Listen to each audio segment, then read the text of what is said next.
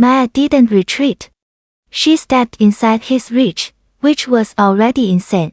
Her right hand intercepted his wrist with a sharp strike that targeted the nerve cluster between his exoskeletal plates. The blade dropped. Her left hand grabbed his descending arm and she rotated her entire body, using his forward momentum against him. Suddenly, impossibly, Brak'thar was airborne.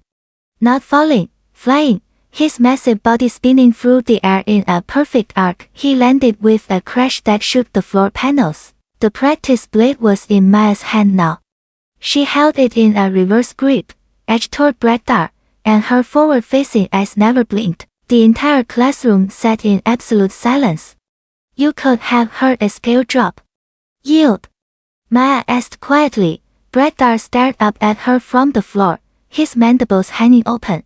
Finally, he made the gesture of submission, tapping his thorax 3 times. Maya immediately extended her hand, helping him up with surprising strength for her size. Good match, she said. Your opening stance was excellent. That nerve cluster thing, though? Humans call it a pressure point. Every species has them. I realized my mouth was hanging open. Unprofessional. I closed it. How? Brak'thar managed, his voice synthesizer crackling. How did you know where to strike? Anatomy class, Maya shrugged. Spent last night reviewing Krovin physiology. Your exoskeleton is amazing, really impressive, but the joints need flexibility. That means gaps. Gaps mean vulnerable spots. She handed the practice blade back to Quillan, who took it with trembling manipulator appendages. Who taught you that technique? I asked, my professional curiosity overriding my shock. My grandfather, Maya replied. He was military back on Earth. Marines, specifically. Said if you're going to fight, fight smart not hard. Also, physics is universal. Mass times acceleration equals force. If someone's coming at you with momentum, redirect it. Make their strength work for you. Physics, I repeated slowly. You used physics? Well, yeah, she looked genuinely confused by my confusion. What else would I use? What else indeed?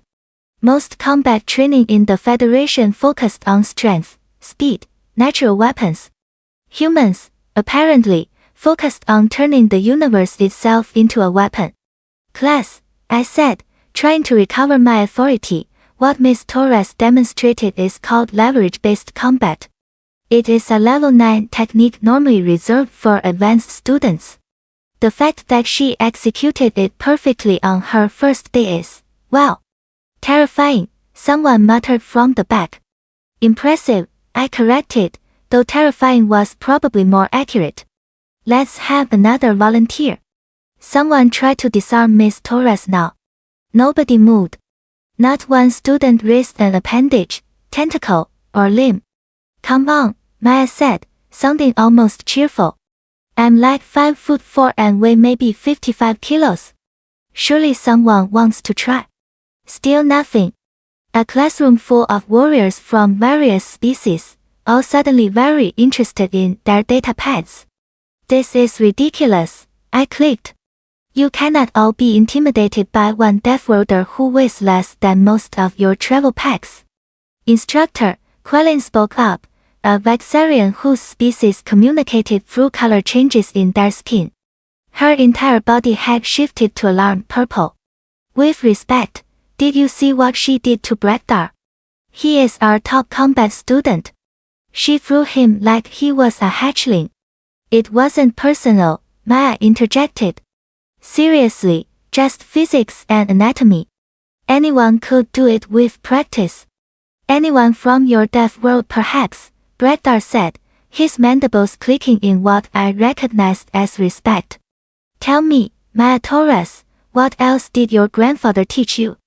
Maya's expression shifted, became distant for a moment.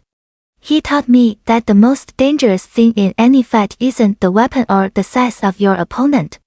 It's the person who understands their environment and adapts fastest. Humans might not have exoskeletons or acid sacs or psionic abilities, but we have pattern recognition and problem solving. We survive by thinking 3 moves ahead. Your world shaped you for constant adaptation, I said, understanding clicking into place like a properly assembled plasma rifle. Every organism on Earth is either predator or prey. Sometimes both simultaneously.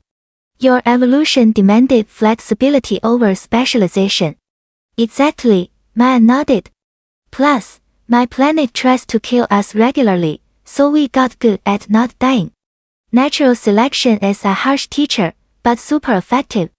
The dry humor in her voice while discussing planetary death threats was somehow more unsettling than the combat display.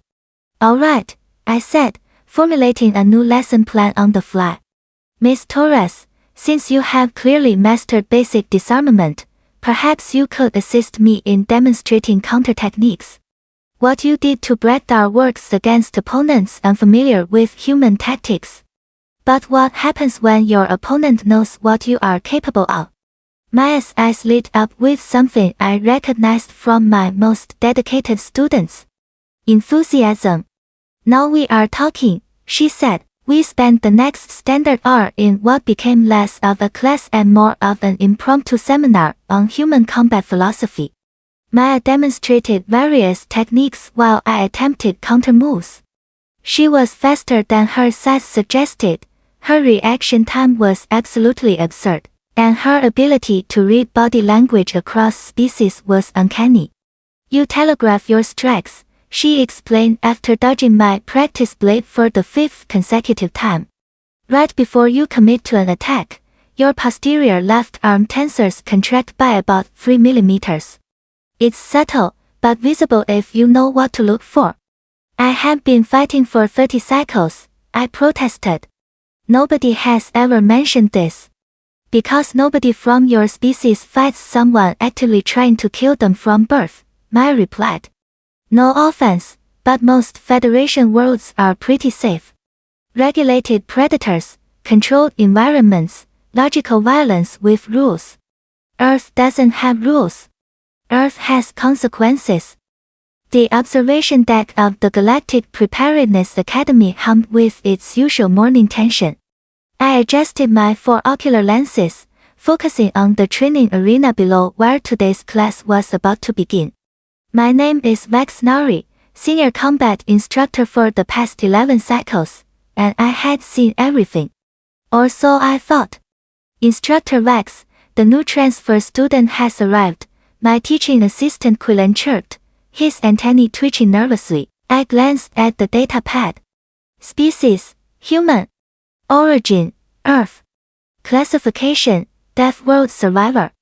Age equivalent, 17 standard years. My throat sacs contracted involuntarily. A human. Here. At the academy, when the doors slid open, I expected something monstrous.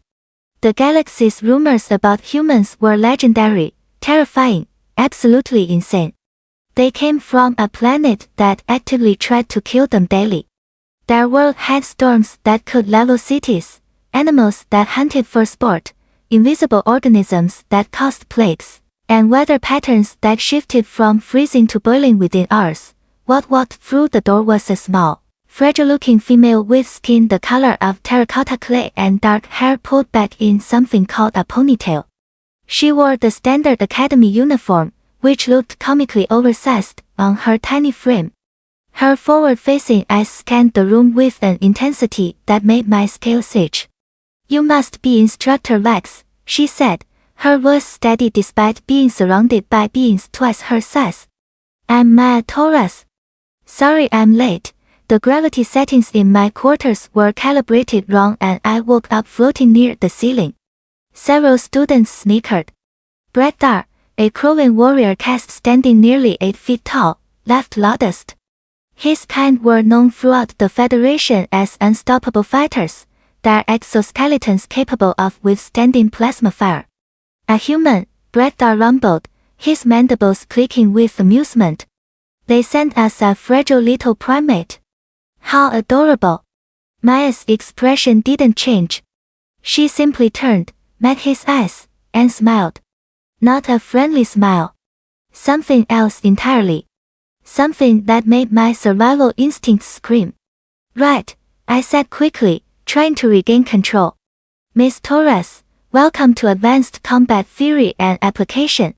Take a seat near the back. We were just about to begin practical demonstrations. She nodded and moved through the classroom with surprising grace for someone in different gravity. Every student watched her. Some with curiosity. Most with poorly hidden contempt. I activated the holo display, bringing up today's lesson. Weapons disarmament techniques, level 4 certification. Standard stuff, really. Combat encounters, I began, my translator converting my clicks and whistles into standard galactic common, are rarely about brute strength. They are about leverage, timing, and understanding your opponent's physiology. Today we will practice disarming techniques using simulation weapons. I gestured to Quillen, who distributed practice blades to the students. They were standard issue training equipment, weighted and balanced to match real combat knives but with dulled edges and neural dampeners. Brak'thar, since you seem energized today, please come forward as our first volunteer. The Krovin warrior stood, his massive form casting shadows across half the classroom. He grabbed his practice blade with 3-fingered hands, each digit as thick as my forearm. Who will face him? I asked, scanning the room. Silence. Brak'thar was undefeated in combat trials. Nobody wanted to embarrass themselves. I'll do it, Maya said, standing up. The classroom erupted in whispers. Quillen's antennae went rigid with shock. Even I felt my respiratory system flutter. Miss Torres, I said carefully, perhaps you should observe first. Learn our methods before participating. Brak'thar has been training in 17 different martial systems since he was a juvenile. I understand, she replied, walking toward the practice area.